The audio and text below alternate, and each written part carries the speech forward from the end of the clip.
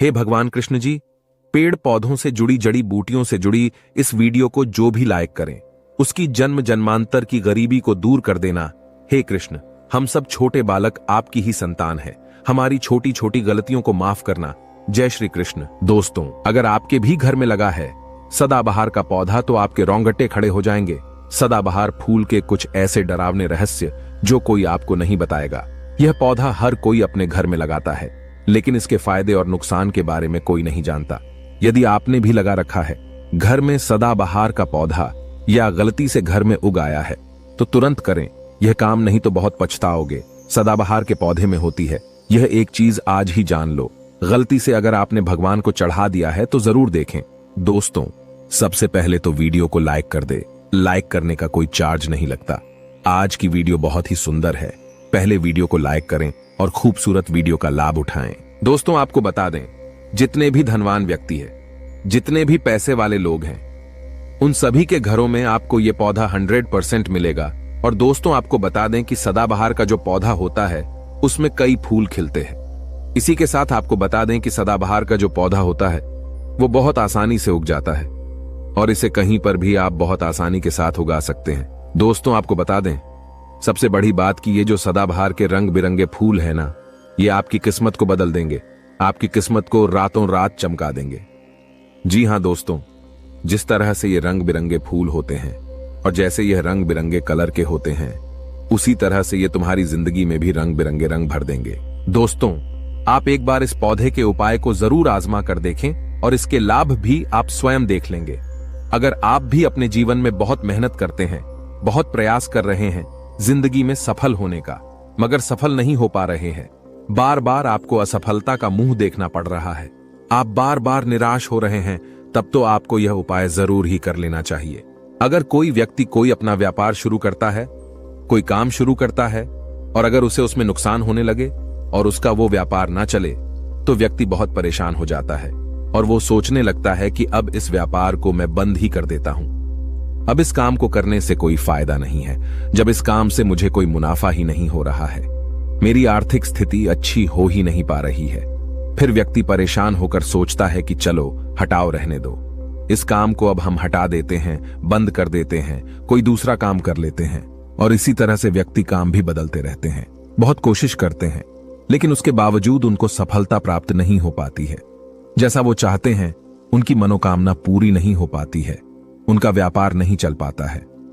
तो अगर आप भी अपने जीवन में कोई व्यापार कर रहे हैं और आपको बार बार उसमें नुकसान देखने को मिल रहा है, या जो भी काम आपने शुरू किया है वो काम आपका नहीं चल पा रहा है, जिस चीज को लेकर आप बहुत ज्यादा परेशान हैं, किसी विशेष क्षेत्र में आपने तैयारी कर रखी है लेकिन उसमें भी आपको सफलता प्राप्त नहीं हो पा रही है, तब आपको एक बार, सिर्फ एक बार इस उपाय को जरूर करके देखना चाहिए। ये जो सदाबहार का फूल है ये सदा के लिए आपके भाग्य को चमका सकता है, आपकी किस्मत को बदल सकता है। तो इस फूल के बहुत सारे लाभ, बहुत सारे चमत्कार है। हम आपको बहुत ही सरल शब्दों में बताने का और समझाने का पूरा प्रयास करेंगे, जिससे कि आपको किसी समस्या का सामना ना हो, आप उपायों को बहुत अच्छे से समझ के अच्छे से कर सकें। आप चाहें तो इनको लिख भी सकते हैं और आप चाहें तो हमारी वीडियो को दोबारा भी देख सकते हैं, आपको उपाय अच्छे से समझ आ जाएंगे। तो देखिए, अगर बात करें सदाबहार के फूल की, उस पौधे की, तो सदाबहार के 2 रंग के फूल होते हैं। एक फूल होता है सफेद रंग का और वहीं दूसरा जो फूल होता है वो होता है गुलाबी रंग का। आपने देखा भी होगा, हल्का गुलाबी रंग का वो फूल होता है। तो आपकी जानकारी के लिए बता दें कि सफेद रंग का जो सदाबहार का फूल होता है वो माता लक्ष्मी को प्रसन्न करने के लिए बहुत ही कारगर फूल है, बहुत ही ज्यादा माता लक्ष्मी को वो फूल पसंद है। और गुलाबी रंग का जो सदाबहार का फूल होता है वो भी माता लक्ष्मी को अति प्रिय होता है, क्योंकि गुलाबी रंग तो माता रानी का सबसे ज्यादा प्रिय रंग है। तो जब आप सदाबहार के इन फूलों का कोई उपाय करते हैं तो इसका मतलब है कि धन खींचने की चाबी आपने अपने पास रख ली है, धन खींचने का पौधा अब आपने अपने घर पर लगा लिया है। इसी के साथ दोस्तों, आपको बता दें कि शिव जी को सफेद रंग का जो सदाबहार का पुष्प होता है, जो फूल होता है, शिव जी को सफेद रंग का सदाबहार का पुष्प बहुत ज्यादा प्रिय होता है।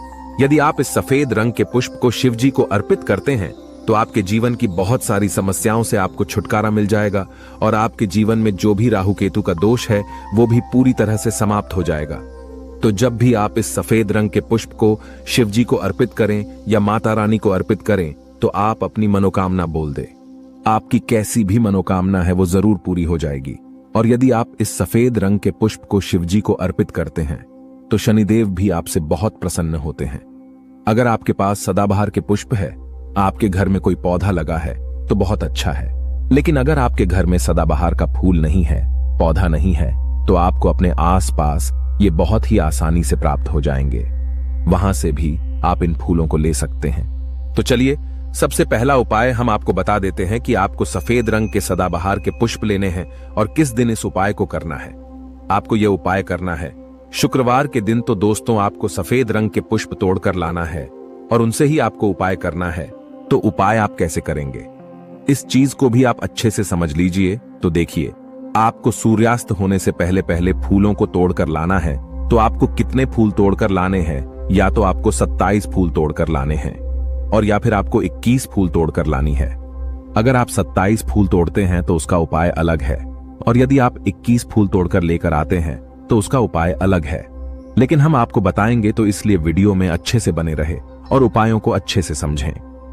तो अगर आप 27 फूल तोड़कर लाए हैं सफेद रंग के, ठीक है ना, सदाबहार के 27 फूल सफेद रंग के यदि आप तोड़कर लेकर आए हैं, जब आप 27 फूल सफेद रंग के सदाबहार के तोड़कर ले आएंगे, उसके बाद आपको अपने घर के मंदिर के पास आना है और आपको लेना है एक दिया और लंबी बाती का आपको एक दीपक जलाना है।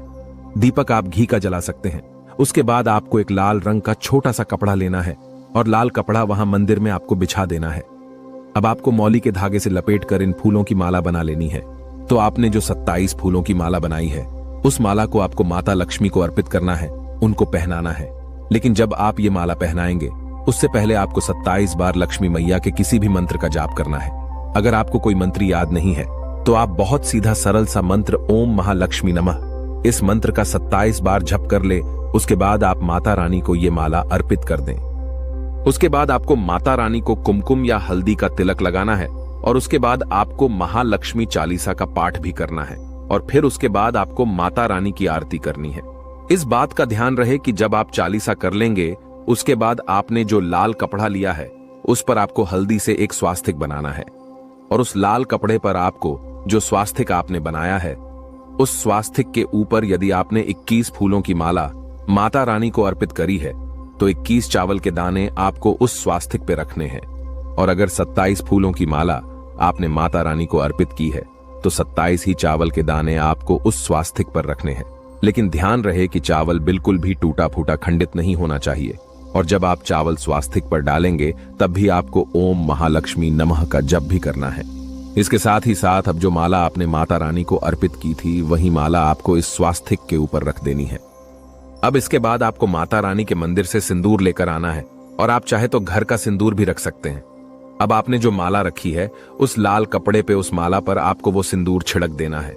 अब इसके बाद आपको उस लाल कपड़े की पोटली बना देनी है और इसके बाद दोस्तों आपको उस पोटली को उसी दिन, ठीक है ना, शुक्रवार के ही दिन रात्रि के समय में उस पोटली को रख देना है अपने धन रखने वाले स्थान पर, अपनी तिजोरी में।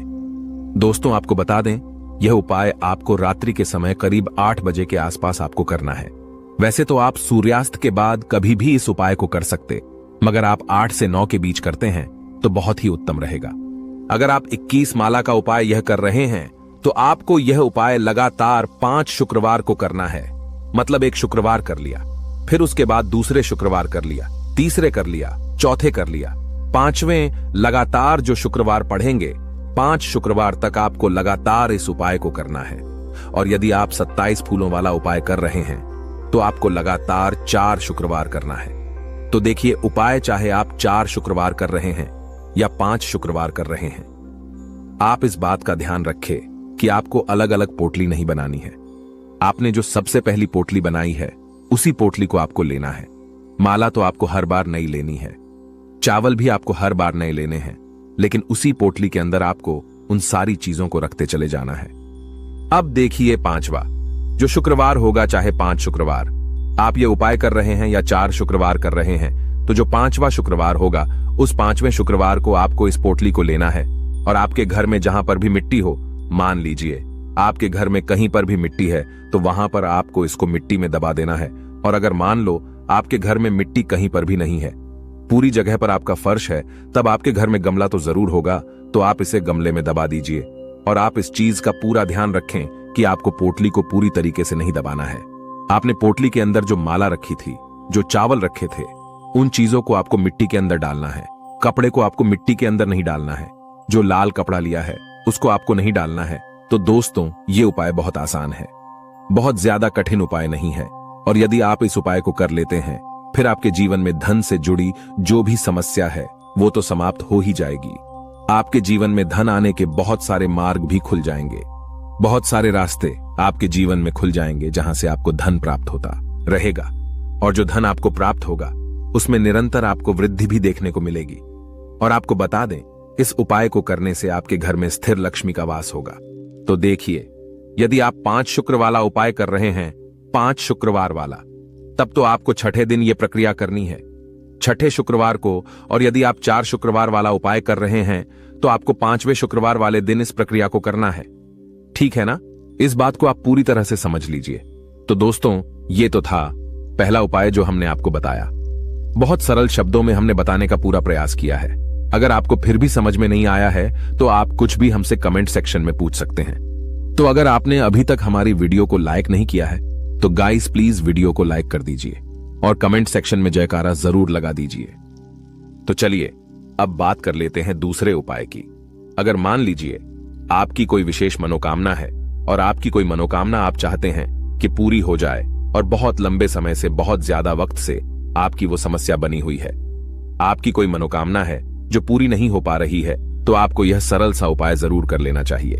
चाहे आपकी कैसी भी मनोकामना हो, जैसे मान लीजिए आपके जीवन में संतान सुख आपको प्राप्त नहीं हो पाया है और आप चाहते हैं कि आपको संतान की प्राप्ति हो जाए, या फिर आप एक अच्छे जीवन साथी की कामना करते हैं, आपके विवाह से जुड़ी कोई समस्या है, धन से जुड़ी कोई समस्या है। कहने का मतलब है कि हर प्रकार की समस्या का उपाय है ये एक छोटा सा उपाय। तो दोस्तों, ये उपाय बहुत ही ज्यादा खास उपाय है। क्यों? क्योंकि ये आपकी हर प्रकार की समस्या को समाप्त करता है और आपकी जो भी मनोकामना है उसे पूरी करता है। इसलिए यह उपाय बहुत ही ज्यादा खास हो जाता है, इसका महत्व बहुत ज्यादा बढ़ जाता है। तो इस उपाय को करने के लिए आपको लेने हैं सदाबहार के 9 गुलाबी रंग के फूल। ठीक है ना? हम आपको फिर से बता देते हैं कि सदाबहार के गुलाबी वाले फूल आपको 9 लेने हैं और इसी के साथ आपको तांबे के पात्र में, तांबे के लोटे में जल लेना है और यह उपाय करना है। आपको सोमवार के दिन तो यह उपाय आपको सुबह के समय करना है। सुबह जल्दी उठकर स्नान आदि करने के बाद आपको स्वच्छ वस्त्र धारण करने हैं और तांबे के लोटे में आप पूरा जल भर लीजिए और उस तांबे के लोटे में आप उन फूलों को डाल दीजिए जो 9 फूल आपने लिए हैं, गुलाबी रंग के सदाबहार वाले फूल। और उसके बाद आपको शिवजी के मंदिर में जाकर, शिवालय में जाकर ओम नमः शिवाय इस मंत्र का जाप करना है पूरे 108 बार। और आपको बता दे, आप श्री शिवाय नमस्तुभ्यं इस मंत्र का जब भी कर सकते हैं तो आपने जो जल लिया है और जो फूल उसके अंदर डाले हैं वो दोनों आपको शिवलिंग पर अर्पित कर देने हैं, चढ़ा देने हैं। और ऐसा करते समय जब आपकी जो भी मनोकामना है उसको आप बोल दीजिए। यह उपाय यदि आप कर लेते हैं तो आपकी कितनी भी बड़ी मनोकामना हो, चाहे कैसी भी समस्या हो, वो समाप्त हो जाएगी और आपकी मनोकामना पूरी हो जाएगी।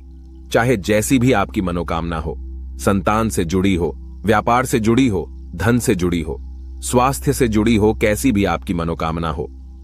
दोस्तों, आपको बता दें, यह उपाय जो व्यक्ति करता है उसके जीवन में चाहे जैसा भी दोष हो, कोई भी वास्तु दोष हो, कोई भी कुंडली दोष हो, वो पूरी तरह से समाप्त हो जाता है। और दोस्तों, आपको बता दें, यह उपाय करना है आपको 5 सोमवार लगातार। ठीक है ना? जब आप पहले सोमवार करेंगे, उसके बाद दूसरे सोमवार, तीसरे सोमवार, चौथे सोमवार, 5वें सोमवार, 5 सोमवार आपको लगातार करना है।